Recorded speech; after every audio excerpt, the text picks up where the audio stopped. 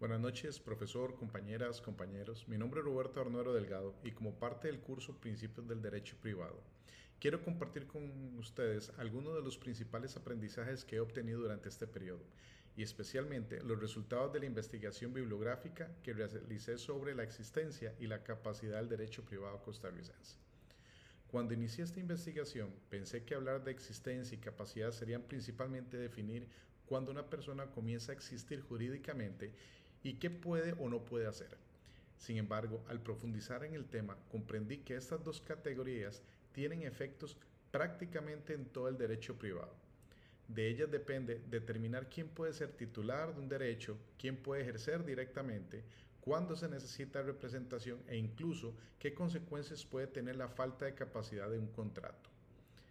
Por esta razón, durante esta presentación voy a desarrollar 4 ideas principales. Primero, ¿qué entendemos por sujeto de derecho? Segundo, la diferencia entre persona física y persona jurídica.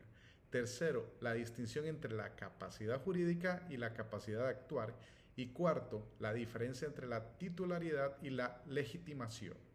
Finalmente, relacionará estos conceptos con otros temas estudiados durante el curso, especialmente los contratos, la representación y la nulidad o anulabilidad de las cosas. Para comenzar, considero importante definir qué entendemos por sujeto de derecho. De manera sencilla, es aquella persona o entidad a la que el ordenamiento jurídico reconoce la posibilidad de ser titulares de derechos y obligaciones. Dentro de esta categoría encontramos tanto a las personas físicas como a las personas jurídicas. En relación con las personas físicas, uno de los puntos que me llamó la atención durante la investigación es que el Código Civil costarricense establece que la existencia comienza con el nacimiento, pero también reconoce protección al ser en gestación para todo aquello que pueda favorecerle desde los 300 días anteriores al nacimiento. La lectura del curso desarrolla precisamente esta idea y menciona ejemplos bastante claros como la posibilidad de heredar, ser donatario, reclamar determinados derechos relacionados con la afiliación o ser reconocido antes del nacimiento. Desde mi punto de vista, esto demuestra que el derecho no trabaja únicamente con situaciones que ya se materializaron, también puede anticiparse para proteger intereses que eventualmente pueden convertirse en derechos efectivos. Un ejemplo sería el caso de un padre que fallece mientras su hijo todavía se encuentra en gestación. El hecho de que el hijo todavía no haya nacido no significa que el ordenamiento ignore los derechos sucesorios que podrían corresponderle. Persona jurídica. Por otra parte, encontramos a las personas jurídicas. Estas no son seres humanos, pero el ordenamiento les reconoce personalidad propia para que puedan adquirir derechos, asumir obligaciones, poseer bienes, celebrar contratos y hasta participar en relaciones jurídicas. Este curso claramente nos deja ver que las personas jurídicas surgen a la vida jurídica conforme a la ley y que para ejercer su capacidad de actuar necesariamente lo hace mediante sus representantes. Eso tiene una consecuencia muy importante. Debemos distinguir a la sociedad o entidad de las personas físicas que la integran. Durante este curso pude ver una investigación académica del 2023 sobre el abuso de la personalidad jurídica y el levantamiento del velo social. Ese estudio me permitió comprender que reconocer una personalidad separada tiene ventajas importantes, pero también puede generar problemas cuando esa separación se utiliza abusivamente para evitar responsabilidades. Entonces, la responsabilidad jurídica no es simplemente una formalidad, tiene consecuencias patrimoniales y responsabilidad bastante concretas. En cuanto a la capacidad jurídica y la capacidad de actuar, probablemente la distinción más importante fue comprender la capacidad jurídica y la capacidad de actuar no significan lo mismo. Por una parte, la capacidad jurídica es la posibilidad de ser titular de derechos y obligaciones, mientras que la capacidad de actuar, en cambio, tiene que ver con la posibilidad de ejercer esos derechos y asumir obligaciones mediante nuestros propios actos. Este curso también me permitió entender de una manera muy directa que la capacidad jurídica es inherente a la persona durante su existencia, mientras que la capacidad de actuar consiste en la aptitud para obligarse por sí mismo y disponer sus bienes. Como comprender mejor esta diferencia, podemos pensar en una persona menor de edad. Supongamos que un joven de 14 años recibe una herencia o una propiedad.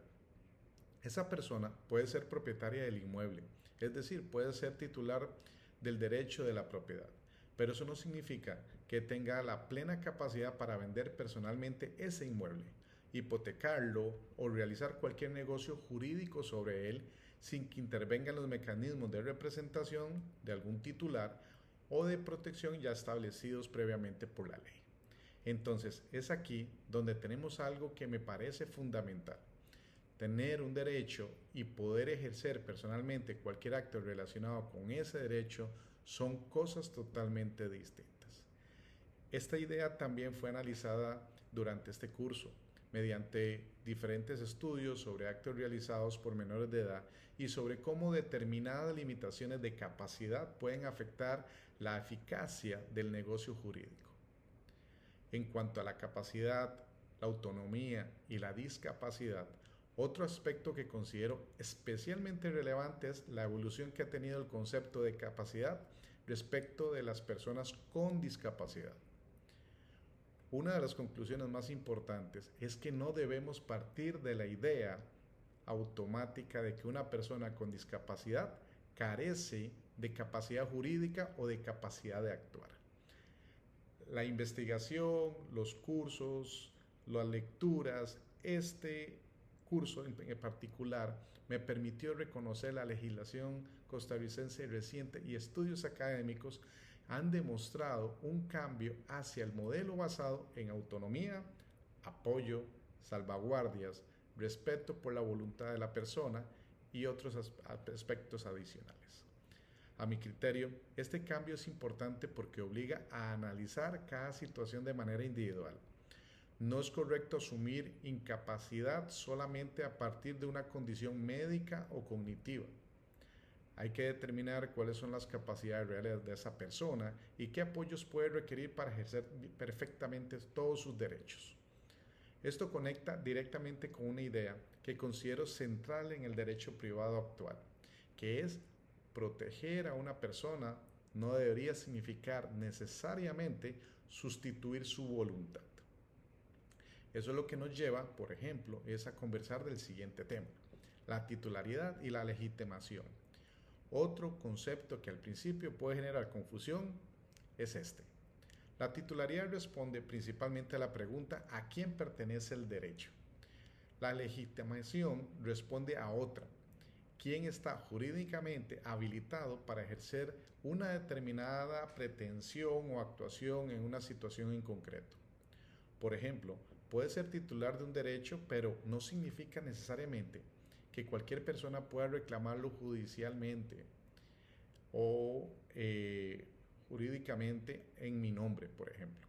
Mi investigación o este curso prácticamente fue un estudio que con lo que pude leer de Quesadas y Baja o de Ruiz Corrales del 2021 sobre la legitimación activa en el proceso civil costarricense, muestra que una persona puede tener argumentos jurídicos sobre el fondo de un asunto y aún así encontrarse con un problema procesal si no está legitimada para proveer o promover, mejor dicho, esa representación.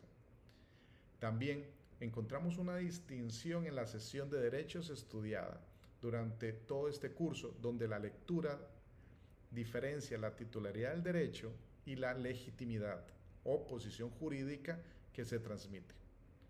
Para mí, esto fue uno de los aprendizajes que considero más útiles porque permite comprender que la capacidad, titularidad, legitimación están relacionadas, pero no cumplen funciones distintas.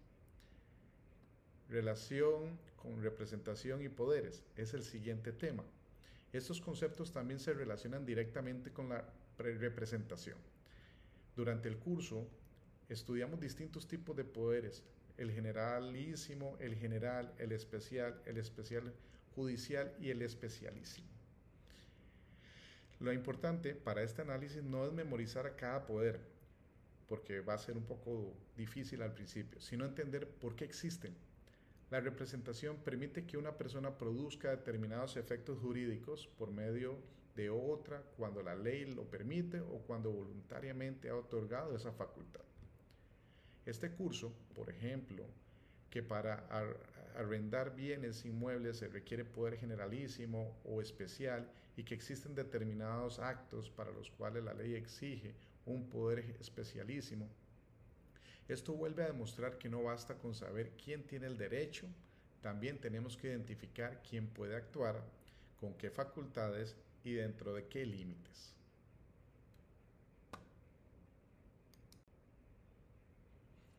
Continuamos con la relación con los contratos, la nulidad o anulabilidad de estos. Este tema también tomó más sentido para mí cuando lo relacioné con los contratos. La lectura del módulo 4, por ejemplo, define el contrato como un acuerdo entre sujetos de derecho que manifiestan su voluntad para crear, modificar o existir una relación jurídica de naturaleza patrimonial. Para que este contrato pueda producir correctamente sus efectos, la capacidad es uno de sus elementos relevantes. En la lectura sobre la nulidad o anulabilidad vimos que cuando existen defectos relacionados con elementos esenciales del negocio jurídico pueden surgir, mejor dicho, problemas de invalidez. Este curso también logró mostrar que la incapacidad de actuar puede llegar a producir nulidad o anulabilidad del negocio dependiendo de la situación jurídica que se esté presentando. Aquí fue donde se logró conectar varios temas del curso. Primero, que estudiamos qué significa tener capacidad. Después analizamos cómo esa capacidad se manifiesta mediante contratos y posteriormente estudiamos qué puede ocurrir cuando alguno de esos elementos presenta un defecto. Para mí, esa relación demuestra que el derecho privado no debe estudiarse como una lista de conceptos separados. Los distintos temas forman parte de un mismo sistema. Bien, como reflexión de esto, considero que una de las funciones más importantes del derecho privado es buscar un equilibrio entre autonomía y protección. Si el derecho únicamente protegiera, podría terminar limitando excesivamente la libertad de las personas, pero si solamente reconociera autonomía sin establecer límites, podría dejar desprotegidas a personas que requieren determinadas salvaguardias. Por eso considero que conceptos como capacidad jurídica, capacidad de actuar, representación, legitimación, funcionan como mecanismos para buscar ese equilibrio. También en este curso aprendí que las fuentes del derecho son fundamentales para resolver estos problemas. No basta con conocer una definición doctrinal.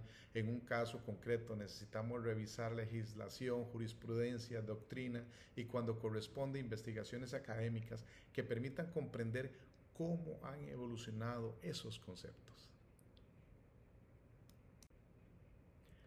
Bien, llegamos a la etapa de conclusiones. Como primera conclusión, considero que la existencia jurídica es el punto de partida para reconocer derechos y obligaciones y que el ordenamiento costarricense incluso protege determinados intereses ante el nacimiento que pueden beneficiar al ser de gestación. Como segunda conclusión, capacidad jurídica y capacidad de actuar deben de diferenciarse claramente. Una persona puede ser titular de derechos y al mismo tiempo existir reglas especiales sobre la forma en que puede ejercer determinados derechos.